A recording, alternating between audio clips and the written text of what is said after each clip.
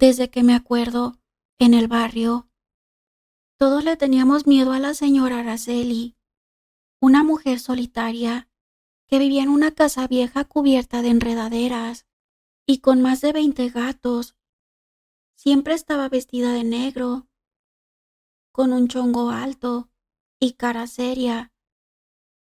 Los niños le decíamos la bruja de los gatos, aunque nadie sabía exactamente por qué, hasta que pasó lo de Emiliano.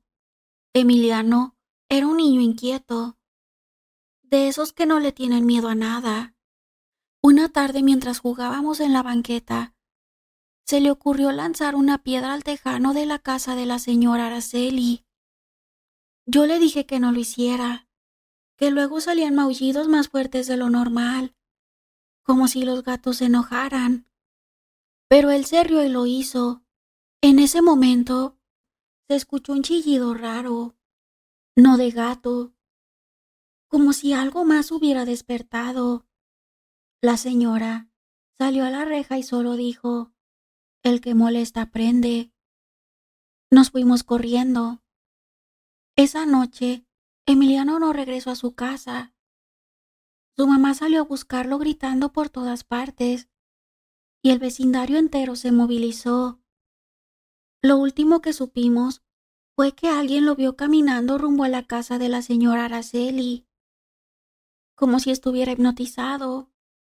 Nunca apareció, pero lo más extraño es que desde esa noche, uno de los gatos de la señora empezó a comportarse como humano. Se sentaba en la banqueta y miraba a los niños jugar con una intensidad rara. Incluso intentaba agarrar una pelota si se acercaba demasiado. Y una vez, una vecina juró escuchar al gato decir: "Mamá". Desde entonces, nadie volvió a molestar a la señora ni a sus gatos. Y cada vez que un gato nuevo llegaba a su casa, todos sabíamos que alguien más del barrio había hecho enojar a la persona equivocada.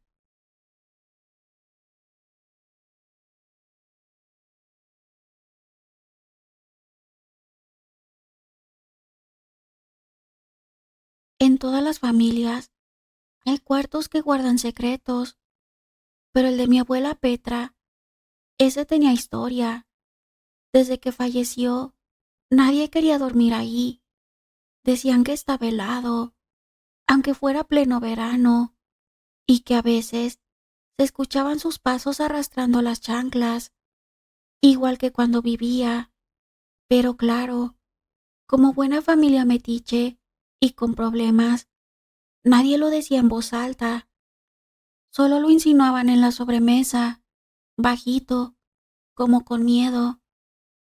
Después de que mi tía Angélica se divorció, volvió a la casa y se le ocurrió la brillante idea de quedarse con el cuarto de la abuela.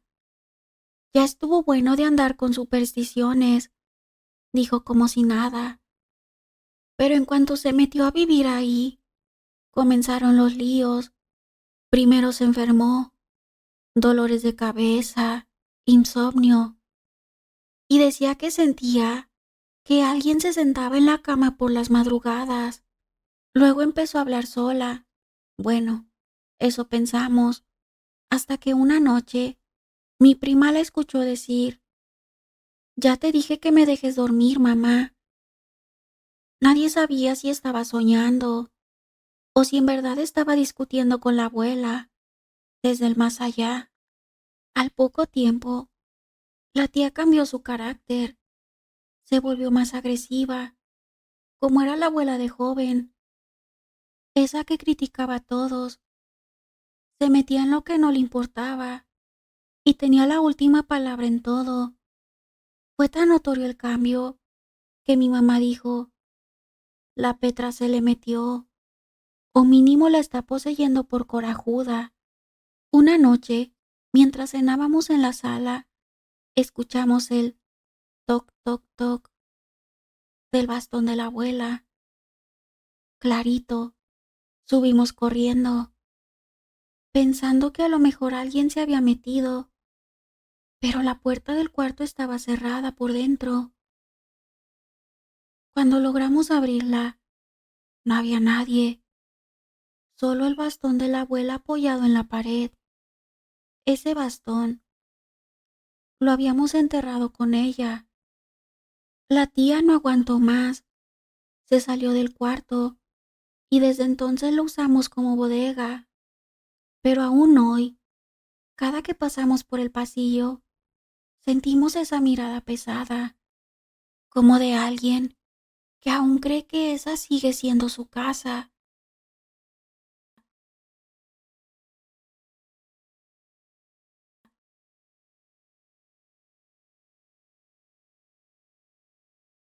En todas las familias hay un tío raro. El nuestro era el tío Ernesto.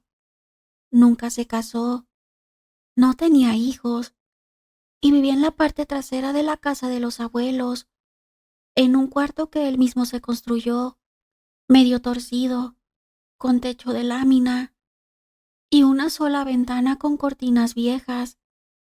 Siempre nos decían que él era especial, que tenía sus cosas, pero que era bueno. Lo cierto es que hablaba solo, y no un murmullo cualquiera. No, se reía, discutía, hasta parecía que le contaban chistes, porque a veces se soltaba en carcajadas.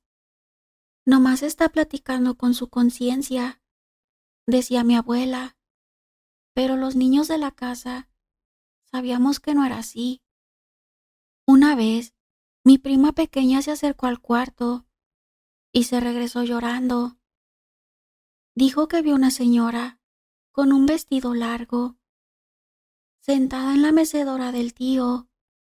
Nadie le creyó.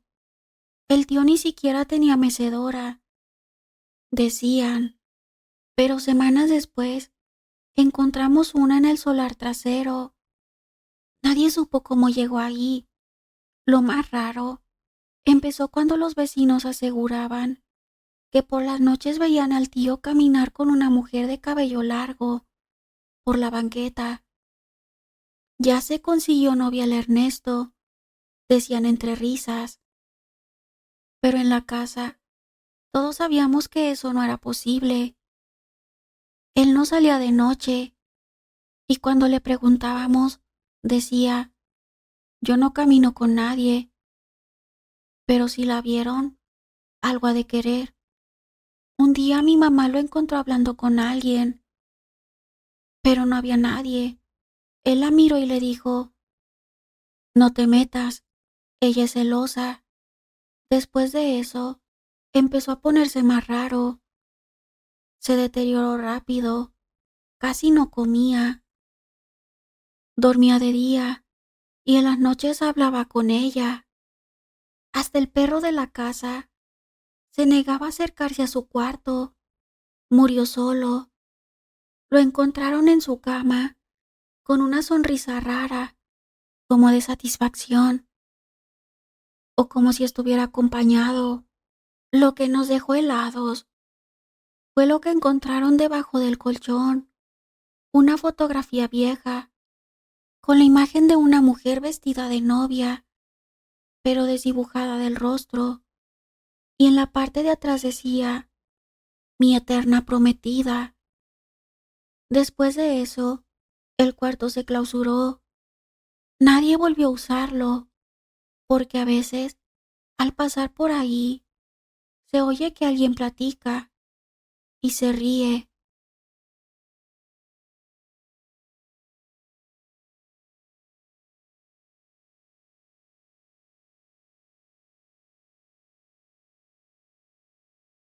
Mi prima Mariana siempre fue muy aventada, de esas que a los 19 ya querían independencia, vivir en pareja y tener su espacio.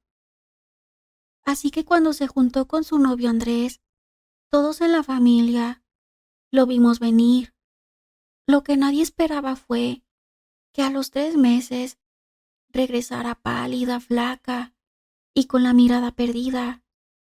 Se habían ido a una casa de renta en las afueras del pueblo, una de esas casas viejas que parecen de rancho, con portón chirriante y árboles secos en el patio. Ella estaba encantada al principio, decía que la casa tenía personalidad, pero con el tiempo, esa personalidad se volvió terror. La primera en sentirlo fue ella. Dijo que por las noches se oían pasos en el techo, como si alguien caminara despacio. Andrés le decía que eran gatos, pero Mariana juraba que no era eso. Luego, las luces comenzaban a apagarse solas, los focos nuevos tronaban sin explicación, y el gas se escapaba, aunque no lo hubieran tocado. Una noche se despertó y vio una mujer parada junto al ropero, con la cabeza agachada y el cabello cubriéndole la cara. Pensó que era un sueño, pero al día siguiente encontró todas sus blusas tiradas en el suelo, como si las hubieran arrancado del gancho. Y ahí empezó lo más fuerte. El carácter de Andrés cambió, se volvió irritable, agresivo. Decía que soñaba con sangre y que alguien lo observaba desde el espejo del baño. Mariana intentó prender veladoras, pero se apagaban solas. Una vez, mientras fregaba los trastes, escuchó una voz que le dijo al oído: "No es tu casa, vete". Regresó con nosotros diciendo que no quería volver jamás, que la casa no estaba embrujada, estaba maldita, que ahí no vivía una presencia, vivían muchas, y todas eran oscuras. La señora que se las rentó nunca contestó más el teléfono. Desde entonces, Mariana no quiere saber de vivir en pareja, ni de casas viejas, y lo más escalofriante, a veces se queda callada, mirando al techo, y dice: "Ahí sigue, pero ya no me puede tocar".